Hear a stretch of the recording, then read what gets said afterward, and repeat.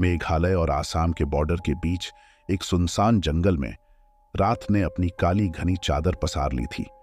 चारों तरफ अंधेरा ही अंधेरा था।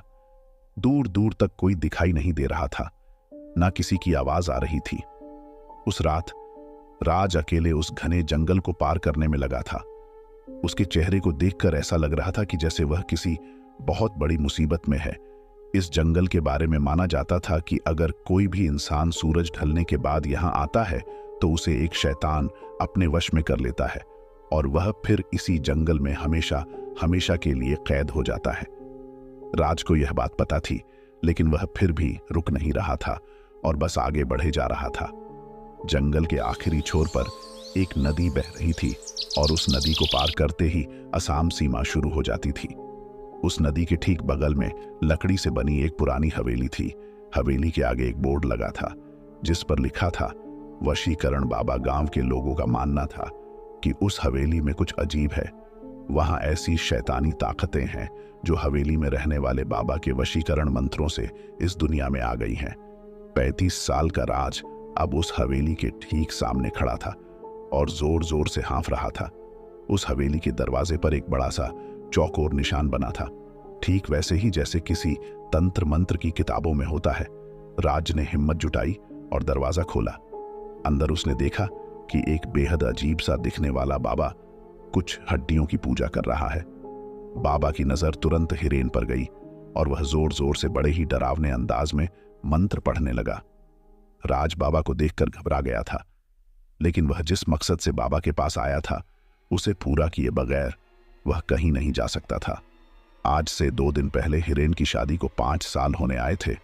वह अपनी बीवी प्रेमा से बहुत प्यार करता था, लेकिन कुछ दिनों से प्रेमा के बदले बिहेवियर के कारण राज को उस पर शक होने लगा था कि उसका किसी और लड़के के साथ चक्कर चल रहा है, जिसे लेकर दोनों के बीच काफी लड़ाई हो गई और आखिर में बात डिवोर्स तक पहुंच गई और प्रेमा उसे छोड़कर अपने एक दोस्त के घर रहने चली गई थी।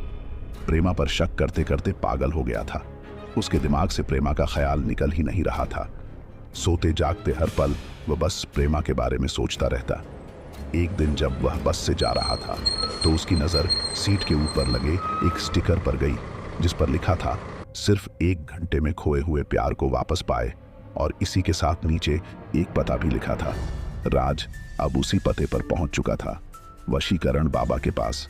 बाबा के मंत्रों की आवाज अब धीमी हो गई थी और अंदर एक गहरा सन्नाटा था। बाबा ने बिना राज की तरफ देखे उससे उसके आने का कारण पूछा। राज ने उस अजीब से दिखने वाले बाबा को सब कुछ बता दिया।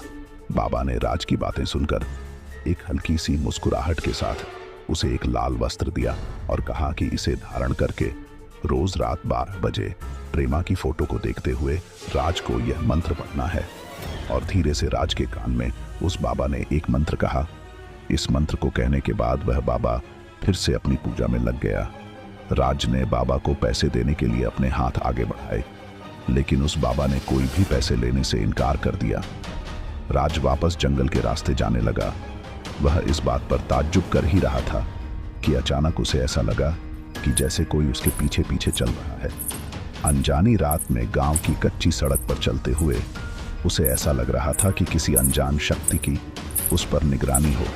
वह जितनी तेज चलने की कोशिश करता, उसके कदम उतने ही धीमे धीमे बढ़ रहे थे। रात के 12 बजने से कुछ ही मिनट रहते राज अपने घर पहुंचा। उसने पर्स से प्रेमा की तस्वीर निकाली और बाबा का दिया हुआ लाल वस्त्र पहनकर वशीकरण बाबा के मंत्र का उच्चारण करने लगा। तभी अचानक उसे ऐसा लगा कि उसे किसी काला साया ने घेर लिया है और वो उस पर कब्जा जमाने की कोशिश कर रहा है। राज ने अपना सर चारों तरफ घुमाया और जोर जोर से मंत्र पढ़ने लगा। कुछ ही पलों में वो काला साया वहां से गायब हो गया। राज रोज यह करता। ऐसा करते करते कई दिन गुजर गए, लेकिन राज की बीवी प्रेमा अब भी उसके पास नहीं आई थी। राज ने फिर से वशीकरण बाबा से मिलने का फैसला किया। हवेली पहुंचकर उसने बाबा को बताया कि प्रेमा अब तक उसकी जिंदगी में वापस नहीं आई है। बाबा ने 2 मिनट के लिए अपनी आंखें बंद की और बताया कि राज के गले में जो लाल धागा है वो उसके वशीकरण की शक्ति को कमजोर कर रहा है। राज ने वो धागा तुरंत उतार दिया। बाबा ने यह भी कहा कि अगर वह प्रेमा को इस हवेली में ला सकता है तो प्रेमा जरूर राज के पास वापस आ जाएगी। उस दिन भी राज जब अपने घर वापस जा रहा था तो उसे ऐसा लगा जैसे कोई उसके पीछे पीछे चल रहा है और उसे देखे जा रहा है। लेकिन राज जो प्रेमा से बेहद प्यार करता था, उसे पाने के लिए वह कुछ भी करने को तैयार हो चुका था। अगले दिन राज ने प्रेमा को कॉल किया और माफी मांगने के बहाने प्रेमा को उसी जंगल के पास शाम को मिलने को कहा। प्रेमा ने कुछ पल सोचा और फिर मिलने के लिए मान गई। इतने दिनों बाद वह दोनों आज पहली बार मिल रहे थे। बात करते करते राज प्रेमा को हवेली के पास ले गया।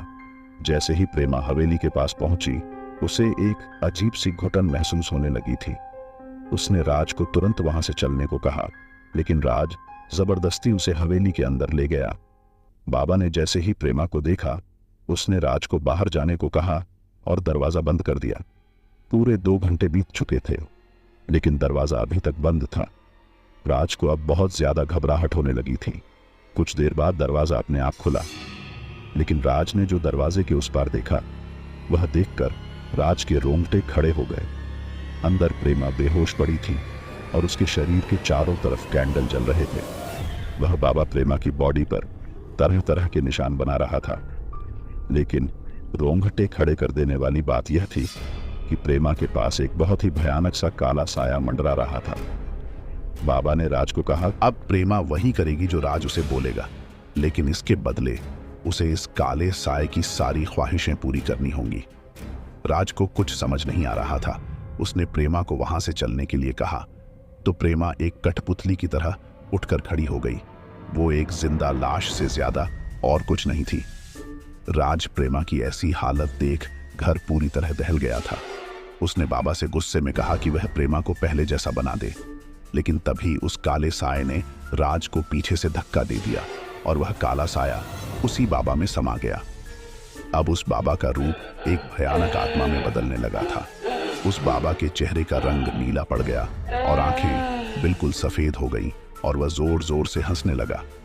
बाबा ने अपने भयानक रूप में बोला कि वो कोई मामूली इंसान नहीं है, बल्कि वो एक शैतान का साया है जो इस जंगल में न जाने कब से कैद था, और उसने प्रेमा की आत्मा चुरा के अपने आप को आजाद कर लिया है और राज को हमेशा के लिए अपना गुलाम बना लिया है। यह सब सुनकर राज वहां से फौरन भागा, पर वो उस जंगल से निकल ही नहीं पा रहा था। वह जहां से निकलता कुछ देर बाद वापस उस हवेली के ही ठीक सामने आ जाता। धीरे धीरे उसके दिमाग ने काम करना बंद कर दिया और वह उसी जंगल में कैद हो गया। 2 महीने बाद उसी जंगल में पुलिस को 2 सड़ी हुई लाशें मिली। वह लाशें किसी और की नहीं बल्कि राज और प्रेमा की ही थी। शैतान सिर्फ कहानियों में नहीं, रियल लाइफ में भी होते हैं।